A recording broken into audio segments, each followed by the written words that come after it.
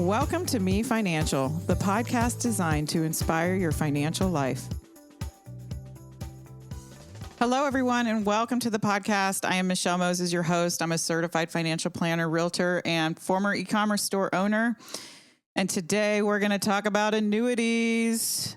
I should have fireworks going off or something. I know, everybody's favorite, annuities, right? I mean, look at the things I get to talk about on here. Life insurance, annuities. And I'm going to give you my opinion about them. People have a lot of questions, and I see online that most people hate them. Honestly, if you're going to look at like Dave Ramsey or something like that, they say to never buy them. And I'm going to tell you just different ways that I have used them. I've probably sold maybe 6 in my entire career, and I've been doing this for 20 years. So they're few and far between, and I'm going to tell you when I do use them. And sometimes people ask for them, and that's the way that they feel comfortable. So annuities are basically, and I'll go over what they are, and then I'm going to go over the different categories of them and which ones I would pick for different situations. And most of the time, it's when people are retiring. That is most of the time. And I think if you were trying to make your own pension, then that might be one, but we'll go over all the different ones and the different instances where I would use one. And annuities, I think you need to keep in mind with any product, any financial product, life insurance, annuities, even a 401k. I mean, the bigger your financial product is, the more money you're going to be paying somebody like me and the company. So an annuity is a contract between you and the insurance company, and you are paying them for guarantees. That's basically what it is. You're setting up your own pension plan. There are a million bells and whistles. I mean, I can't keep them straight. And a lot of the people that I work with, so as an advisor, what I do is I call companies, and there are these marketing agencies that we work with. And you call and you say, hey, I got Joe, and he's such and such age, and this is his situation. What do you recommend? This is kind of what we're looking for. We'd like to make sure that he's going to get $1,000 a month when he's in retirement. What do you have? Then they come back with these different things, and then they're telling me about the bells and whistles, because it really is impossible to keep them all straight. There are so many, thousands. And I think we can simplify it in this talk today. And so that when you are going into retirement, you'll know which ones to pick. You've got different categories. So there's fixed annuities, which are basically, hey, put this in here for 3 years and we're going to pay you 5% a year. Pretty simple, right? I mean, kind of like a CD. Then when you take your money out, then you can go do whatever you want with it. It depends, obviously, if it's an IRA, you'd have to roll it into another IRA. But it's something, that you are guaranteed. And I think that's what you kind of have to think is top of mind when you're talking about annuities, is that there is a guarantee, and that's what you're paying for. So you're not going to make as much as in the stock market. You're just not. And a lot of them tout, that you can get in the stock market and look at how much it can make, but you're paying all of these fees, and you're basically buying a lot of options. So they're calls and puts and things like that to guarantee that they don't lose a lot of money. And I'm not saying they all do that, but you're paying money for all of these different contracts. You're paying money to do those trades. You're paying money to the insurance company. So you're not going to make as much as you would just putting it in an index fund at, Fidelity or something. So it is more expensive, but you are going to get a guarantee when you get into an annuity. So fixed annuities, you get a fixed rate. And then you go into variable annuities, and those are the ones, variable means they go up and down with the stock market. This is where you can have a lot of bells and whistles. They've got like these income, a lot of them have income in them, the word income, I should say. You'll put all these riders on it. And basically, a lot of times what they do is when your money goes up in the stock market, it will lock in that amount. So let's say you put in 50, it goes up to 60, and it goes back down to 50. If you had this income rider on there, they're called riders, then you could lock it in at 60 and not go back down to 50. But the caveat is to lock it in at 60, you got to keep your money in there forever. You cannot ever go out of that annuity contract, and you've got to annuitize, what's called annuitization, with the company. And so that's not really the way that I think most people understand it. They go, oh, it goes up to 60 and then I lock it in and then I'll be able to live off of that. Well, you'll be able to live off of that depending on how you choose to take the money. And we'll get into that later. And I'll come back to that example. So the variable annuities go up and down with the stock market. And they also have a lot of riders that would go with them. So you can have an accelerated benefit rider, which would basically mean if you got a terminal illness, then it would start to pay out. You'd get a letter from a doctor. And all of these little things that, like if it's a long-term care rider, they have those on there too. I haven't really seen where it's easy to satisfy the conditions. I always worry about what I'm saying on here, honestly, that I'm going to get in trouble. But I've never seen anybody be able to satisfy these things. It's kind of like these people that bought these long-term care policies and they came to me 15 years ago. I mean, I've had people, they paid on those for 15 years and they literally got like $2,500 back and they were, their parent was sick, having home health and all of that. So I really think some of these riders, I haven't seen a lot of them pay out. If somebody's promising that, then hey, but most of the time when people are doing annuities with me, it's because they want a guarantee. So they're either going into the fixed annuities or we're going into what's my next topic is immediate annuities. And that's basically where you take money. So let's say you took $100,000 and you put it in there and it would start paying within the next 6 months. And we do this a lot. My clients like these because if you listen to my other podcast, I talked about how I split up into buckets of money with retirement. And so I split it up between 3 buckets. And in the first bucket is the one that we're living on right now. And a lot of people over the last 10 years have chosen to do what's called an immediate annuity. You give your money, they can immediately tell you what you're going to get in 6 months. And so let's say, you had to put in $100,000 to get $1,000 a month payment every single month, because that's what the difference was between Social Security and what they needed to just live.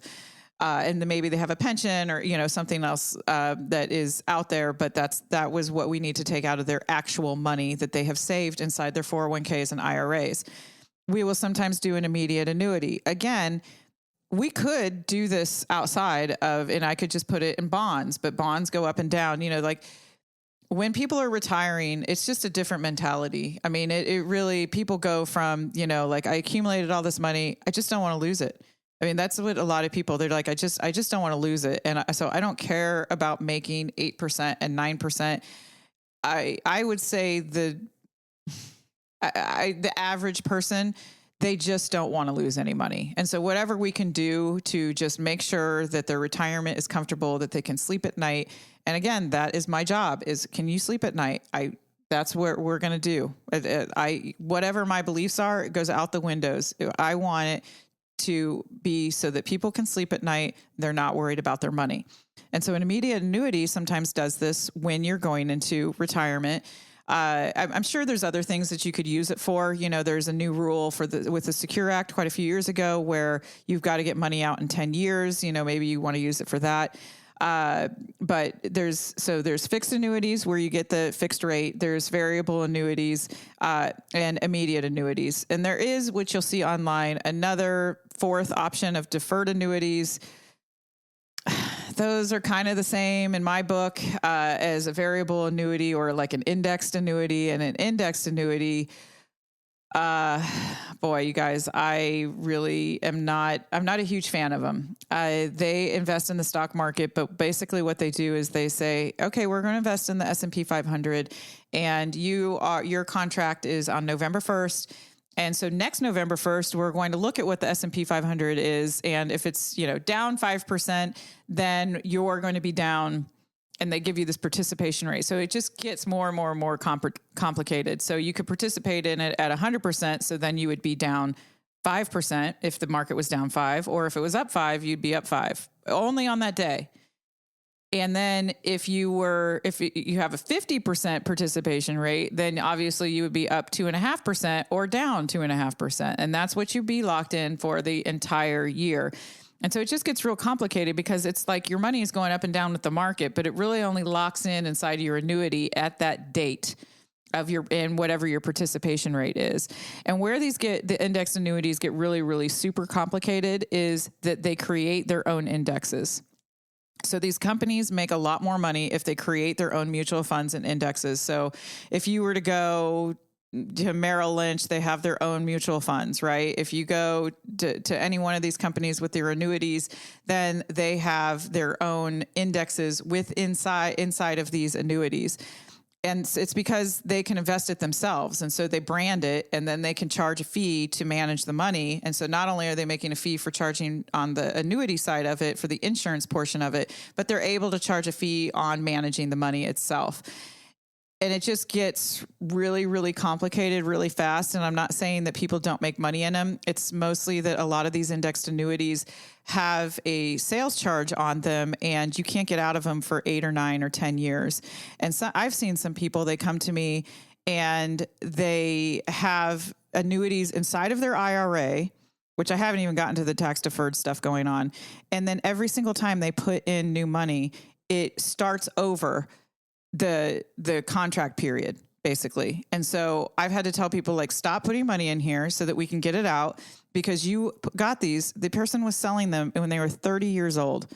There is absolutely no reason you need a guarantee from an insurance company when you are 30 years old. You are in accumulation phase. You're trying to just gain as much, you're trying to take as much risk as you can, honestly, so that you can make as much as you can. And when you put it inside of an annuity, again, the fees start to eat things up. So, these indexed annuities just get super complicated really, really fast. And even with me going to like 2-day meetings, I still get really confused by them, no matter how many illustrations they do. So I think you should just kind of keep it simple if you're going to use an annuity, or if it sounds good. So the cases where I have seen them do well, as I said, the immediate annuities for retirees, because they don't want to worry about it. They don't want to see bonds go up and down. They just want to know that they're going to get a price or get a payment. I have seen people create their own pension plan. So annuities are great because you can put money in and it grows tax deferred like an IRA does, but you've already paid the tax. So let's make it more like a Roth IRA, right? But when you bring it out, you are going to have to pay taxes on whatever you earned, but just a portion of it. So let's say you put $100,000 into a deferred annuity and it grows to $200,000. When you retire and you start to take that $200,000 out, you're going to have to pay 50% in taxes, and 50% was the basis because you put in $100,000 that you already paid taxes on. Your money is never your money until you pay taxes on it.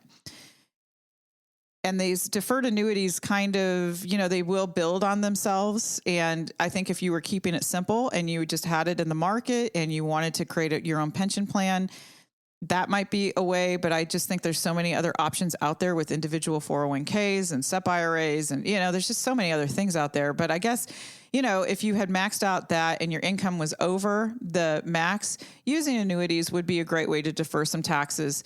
And then you could just put money in there and have it grow tax deferred. It's just the bells and whistles that you've got to be concerned about.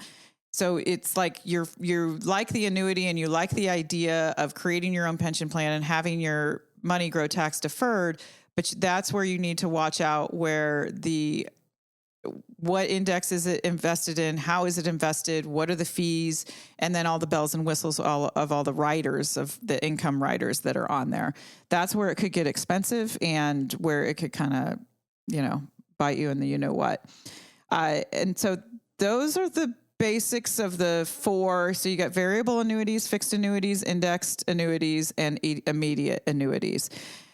And I have to say, if you are young, do not ever buy an annuity. I don't think you need it unless you are. And I think once you're getting out of your young professional phase, then maybe you would want to do a deferred annuity to create your own pension plan. But there's also so many other things that I would do before that, that, I would probably buy property and maybe buy max fund like a whole life insurance policy, so that because you're probably having kids around then. And so you could have it like a double thing of having like a savings account inside your life insurance with the kids, having, a death benefit. And then you could also like pass your wealth on to your kids. And I just think there's a lot of other things that come before annuities. So if you are under the age of at least 50, I'd probably say 55. I don't think an annuity is ever probably right for you. It's you're buying a guarantee. And if you want a guarantee and you want to know exactly how much you're going to get, just like a pension plan, because we all know pensions are going away, then great. Go buy an annuity, and it could give you that peace of mind so that you can sleep at night. And that is why I've honestly sold some of these, is because they do not like these clients don't like the stock market. They want to get some of it out of the stock market. They want to diversify. They're worried about it. And so they want a guarantee, and they just want to know exactly how much they're going to make. And I think if that's what you want, then perfect. It is perfect for you. It's just that they get so complicated that you really need to make sure that you are with someone that you trust and that is they don't just sell annuities and life insurance. Honestly, I just don't think that you should go with somebody that only sells insurance and life and annuities, because they're, oh my gosh, should I say this? It's all they know. And they are taught these things from these companies, how great they are. And I've heard this so many times from other advisors, that they're with these companies that only do life insurance and annuities. And then they get out into the other world and they see all these other products and what the stock market can do and what IRAs and all these different tax strategies. And they're like, oh, I was just an insurance salesman. And it's like they're just in this hole. And so these insurance products, they definitely serve a purpose, but only for a very few people. And so if you're going to spend money like this, it is for a long time, and you need to make sure that you're sure about it. And so I definitely don't think that it's something that you should just go, oh, people, because you do hear people online, they're like, don't ever buy an annuity for any reason. They're just scams. And that's not true either. And it's the same for life insurance. People that are just like buy term and forget the difference. I really think you're leaving a lot on the table with that. And so these all or nothing statements, I think that's kind of a red flag of somebody to watch out for, this is the way to do it. It's really just another tool in your toolbox that you could use to guarantee what you want and maybe grow your money tax deferred. I don't know that I want to get into like how you get your money out of these annuities, because that gets more complicated. Like if you're younger, you can roll it into another annuity. And if it's inside, because you could just take cash and put it in an annuity, but you could also take your IRA and put it in an annuity. And so it just depends on what your goal is. With cash, it might be to defer the taxes, because as it grows, right, you have to pay taxes on the earnings. But if you're taking an IRA and putting it in an annuity, you're not going to make more than the stock market. You would only take an IRA and put it in an annuity because you wanted a guarantee of how much you were going to be able to take when you were retired. And that would be it.